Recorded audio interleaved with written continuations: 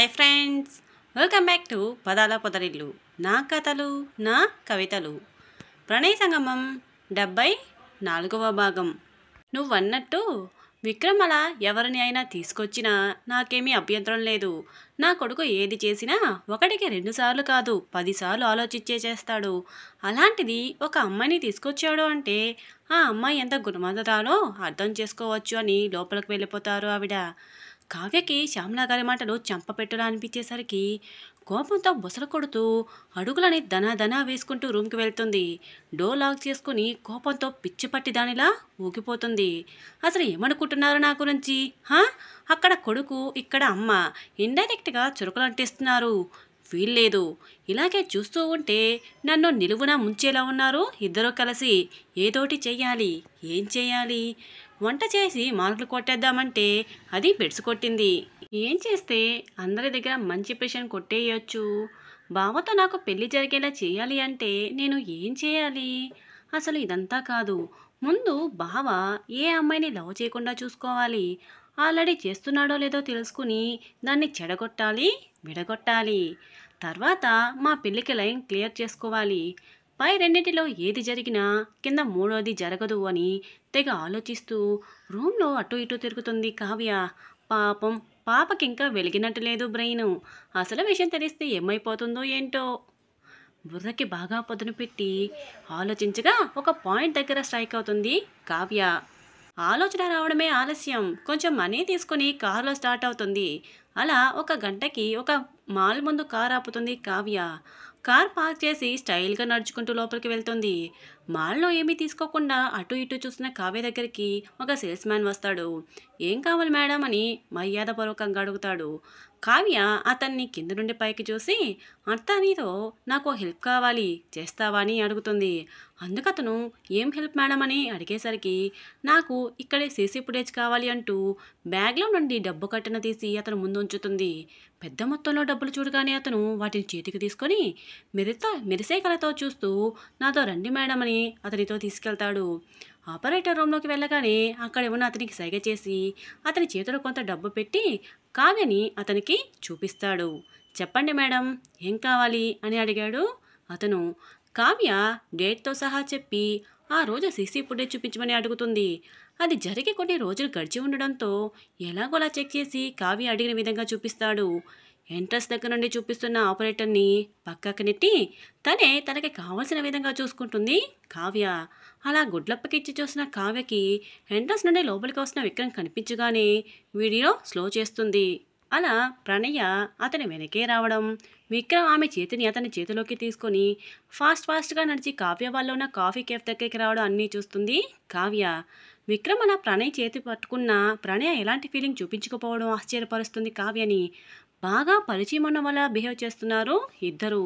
అక్కడ జరిగిన గొడవంతా స్కిప్ చేసి కావ్య, శ్యామల గారు అక్కడి నుండి స్టార్ట్ అవ్వడం, తర్వాత విక్రమ్, ప్రణయ, ప్రతాప్ మాల్ బయట నిల్చుని మాట్లాడుకోవడం, అలా ముగ్గురు విక్రమ్ కారులో వెళ్ళిపోవడం మొత్తం చూస్తుంది కావ్య. కావ్య కళ్ళు ఎర్రగా మారిపోతున్నాయి కోపంతో. ఆమె తన కోపాన్ని తన చేతిలోని మోస్ మీద చూపిస్తుంది. కళ్ళని గట్టిగా మూసుకుని తెరిచి వీడియో స్టాప్ చేసి ప్రణయ పిక్ సరిగా ఉండేలా చూసి ఆ సీసీ ఫుటేజ్ని ఇంకా ప్రణయ సింగిల్ పిక్ని తన మొబైల్కి షేర్ చేసుకుంటుంది కావ్య. అక్కడ పని పూర్తి కాగానే విక్రమ్ కాలేజ్ వైపు ఫోన్ ఇస్తుంది కారుని. విక్రమ్తో ఫోన్ మాట్లాడడం పూర్తయిన ప్రణయ చిన్నపాటి పరుగుతో ఐసీయూ దగ్గరికి చేరుకుంటుంది. అప్పటికే అక్కడికి వెళ్ళిన సుగుణ, ప్రతాప్ ఐసీయూ బయట నిలబడి చూస్తున్నారు. ప్రణయ వాళ్ళ దగ్గరికి వెళ్ళి లోపలికి తీసుకువెళ్తుంది. సుగుణ బయటే ఉంటాను అన్నా ఏం కాదులే రా అని ముగ్గురు లోపలికి వెళ్తారు. కళ్ళు మూసుకుని పడుకుని ఉన్న సుధాకర్ని మెల్లగా లేపుతుంది ప్రణయ. కళ్ళు తెరిచిన ఆవిడకి దగ్గరగా ఉన్న ప్రతాప్ని చూసి ఎవరో అన్నట్టు ప్రణయ్ని చూస్తుంది. ప్రణయ సుధాగారికి దగ్గరగా వెళ్ళి, అమ్మా, ఈయన ప్రతాప్ అన్నయ్య, చాలా మంచివారు, పైగా పోలీస్ ఆఫీసర్ కూడా అని తల్లికి పరిచయం చేస్తుంది. ప్రతాప్ని చూసిన సుధాగారు చిన్నగా నవ్వుతారు. ప్రతాప్ ఆమె చేతిని పట్టుకుని, ఎలా ఉందమ్మా, మీరేం టెన్షన్ పడకండి, మీకేమీ కాదు అంటూ ప్రణయ్ని దగ్గరికి పిలుస్తాడు. దగ్గరికి వచ్చిన ప్రణయ్ని సుధాగారికి చూపిస్తూ, అమ్మా, నాకు తోడబుట్టిన వాళ్ళు ఎవరూ లేరు. ప్రణయ్నే నాకు దేవుడిచ్చిన తోడబట్టు అనుకుంటున్నాను. ఒక అన్నయ్యగా తనకి అన్నిట్లో అండగా నిలబడతాను. మీరు ఇందుకు ఎటువంటి అభ్యంతరం లేదు కదా అని వాళ్ళిద్దరిని మార్చి చూస్తున్నాడు ప్రతాప్. ప్రణయ ఇలా ఒకరిని తీసుకొచ్చి పరిచయం చేస్తుంది అంటే నమ్మొచ్చు అనే పూర్తి నమ్మకం సుధాగారికి ఉండడంతో ఆవిడ ఇంకేమీ ఆలోచించకుండా ప్రణయ్ని ఒకసారి చూసి ప్రణయ్ చేతిని ప్రతాప్ చేతిలో పెడుతుంది. ప్రతాప్ సుధాగారిని సంతోషంగా చూస్తూ, చూసావా ప్రణయ, అమ్మ కూడా ఒప్పుకుంది నువ్వు నా చెల్లివే అని. ఈ రోజుని మనం సెలబ్రేట్ చేసుకోవాలి తెలుసా అని సంతోషంగా చెప్తాడు. ఇదంతా ఒక పక్కగా నిలబడి చూస్తున్న సుగుణని దగ్గరికి పిలిచి, అమ్మా, నేను సుగుణని ఇష్టపడుతున్నాను, పెళ్లి చేసుకొని నాకు భార్యగా చేసుకోవాలి అనుకుంటున్నానని చెప్పగానే సుగుణ సంభ్రమాస్యాలతో అలాగే చూస్తుంది. చూడండి, ఈ విషయం ఇంతవరకు నేను సుగుణకి కూడా డైరెక్ట్గా చెప్పలేదు, నా కన్న తల్లిదండ్రులకి కూడా తెలియదు, మొదటిగా మీకే చెప్తున్నాను అని ఎమోషనల్ అవుతాడు ప్రతాప్. ఇద్దరిని చూస్తూ చల్లగా ఉండండి అంటూ రెండు చేతులని పైకెత్తి ఆశీర్వదిస్తున్నట్టు పెడతారు సుధాగారు. దాంతో సుగుణ ఆమెను హగ్ చేసుకున్నట్టు పట్టుకుంటుంది కిందకి వంగి. అలా కాసేపు మాట్లాడేసి వెళ్ళిపోతాడు ప్రతాప్ అక్కడి నుండి. సుధాగారు కూడా నిద్రపోవడంతో ప్రణయ బ్యాంక్ దగ్గరికి వెళ్తుంది సుగుణతో పాటుగా. తన సేవింగ్స్, గోల్డ్ అన్నీ కలిపి 4,50,000 ఉంటాయి. ఇక లోన్ అప్లై చేస్తే ఇంటి షూరిటీ కింద 5 లక్షలు ఇవ్వడానికి ఒప్పుకున్నారు బ్యాంక్ వాళ్ళు. అంతా టోటల్ చూడగా ఇంకా 50,000 రూపాయలు తక్కువ అవుతున్నాయి ప్రణయ్ అనుకున్న దానికి. ఇప్పుడే అంత అవసరం లేకున్నా ముందుగానే చూసి పెట్టుకుంటే తర్వాత వెతుక్కోవాల్సిన పని ఉండదని తన అభిప్రాయం. ఇప్పటికి సర్దుబాటు చేసుకున్న మనీ అంతా అకౌంట్లోకి ట్రాన్స్ఫర్ చేయించుకొని అక్కడి నుండి స్టార్ట్ అయింది ప్రణయ సుగుణతో పాటుగా. అప్పటికే ఈవినింగ్ కావడంతో మనీ క్యారీ చేయడం సేఫ్ కాదనే ఉద్దేశంతో ఆటో ఎక్కుతారు ఇద్దరు. హాస్పిటల్ అడ్రస్ చెప్పి మౌనంగా ఆలోచిస్తుంది ప్రణయ. ఆ మిగతా బ్యాలెన్స్ ఎలా అని. ఎవరిని అడగాలి అనుకోవట్లేదు, ఎవరు ఇచ్చినా తీసుకోవాలని కూడా అనుకోవట్లేదు. కానీ ఇప్పుడు ఏం చేయాలో తోట చేయట్లేదు తనకి. రెండు చేతులతో కనతలను రుద్దుకుంటుంది ప్రణయ. ఇప్పుడు ఏం చేస్తావు ప్రణయ, ఇప్పుడైనా నన్ను హెల్ప్ చేయనివే, నీకు పుణ్యం ఉంటుంది. ఒక ఫ్రెండ్గా నీ బాధల పాలు పంచుకోలేనా? మా అన్నయ్యకి మీ అన్నయ్యకి వద్దని చెప్పావు, కనీసం నాకైనా ఛాన్స్ ఇవ్వు ప్రణయ అంటూ ప్రణయ అంగీకారం కోసం ఎదురు చూస్తుంది సుగుణ. సుగుణ మాటలకి తలెత్తి చూసి, అది కాదు సుగుణ, నన్ను అర్థం చేసుకో, అయినా మిగతా అవసరం లేదులేక నేను కరెక్ట్గా మెయింటైన్ చేసుకుంటాను ఇంటి ఖర్చులు అని చెప్తుంది ప్రణయ సుగుణ చేతిని మీద తన చేతిని వేస్తూ. సుగుణ ముఖం పక్కకు తిప్పుకొని ప్రణయ్ చేతిని పక్కకు నెట్టేస్తుంది అలిగినట్టుగా. సుగుణని చూస్తున్న ప్రణయ, ఏంటి వదిన గారు అలిగారా నా మీద అని కొంచెం ముందుకు తొంగి చూస్తుంది. పోవే, నాతో మాట్లాడుకు నువ్వు, అసలు నీకు మేము అవసరం లేదుగా అంటుంది సుగుణ. నేను అలా అన్నానా ఇప్పుడు అని అమాయకంగా మొహం పెట్టి అడుగుతుంది ప్రణయ. ఆహా, ఎంత అమాయకంగా అడుగుతుందో చూడండి బాబు, చేసిందంతా చేసి ఇప్పుడు నేను అన్నానా అంటావేంటి, పోవే ఇక అని సీట్లోనే ఒక పక్కకి కూర్చుంటుంది సుగుణ. ఆటో డ్రైవర్ పెద్ద ఆయన కావడంతో వీళ్ళ సంభాషణకి చిన్నగా నవ్వుకుంటూ, మంచి స్నేహితుల్లా ఉన్నారు ఇద్దరు, ఆ అలకలు బుజ్జిగింపులు చూస్తే అర్థమవుతుంది అని మనసులోనే అనుకుని ఆయన పని చేస్తున్నాడు.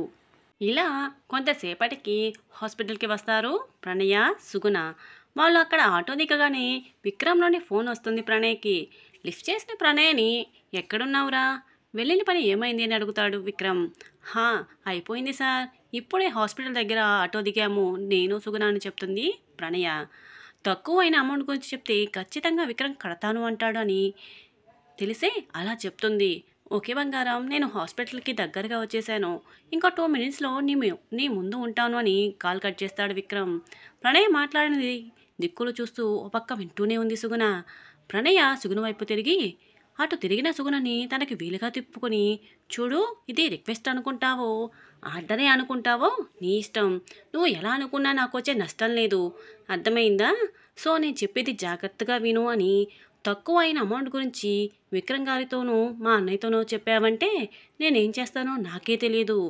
ఏదో చేస్తానో అనుకునేవు, నేనేదో పెద్ద పెద్దవి చేయను, సింపుల్గా నీతో మాట్లాడడం మానేస్తాను, తర్వాత నువ్వు ఏడ్చి మొత్తుకున్నా ప్రయోజనం ఉండదు అనేసి లోపలికి వెళ్ళిపోతుంది ప్రణయ. సుగుణ మాత్రం ప్రణయ్ చెప్పింది విని బొమ్మలా నిల్చునిపోతుంది. ప్రణయ అలా కొంచెం లోపలికి వెళ్ళి వెనక్కి తిరిగి, వస్తావా అక్కడే నిలబడతావా అని అడగగానే ప్రణయ్ దగ్గరికి చిన్నపిల్లల పరుగున వెళ్తుంది Suguna. Thank your lovely comment buddies. ప్రణయ సంగమం కొనసాగుతుంది. ఇదండి ఈరోజు కథ. ఎలా ఉంది, మీకు నచ్చిందా? ఈ కథ మీకు నచ్చినట్టు అయితే వీడియోని లైక్ చేసి ఈ కథ మీద మీ అభిప్రాయాన్ని చిన్న కామెంట్ రూపంలో తెలియజేయండి.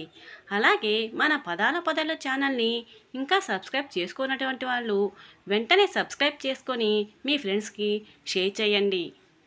సరికొత్త మలుపులతో మనసును హత్తుకునే భావాలతో మరొక ఎపిసోడ్లో మళ్ళీ కలుసుకుందాం. Bye buddies.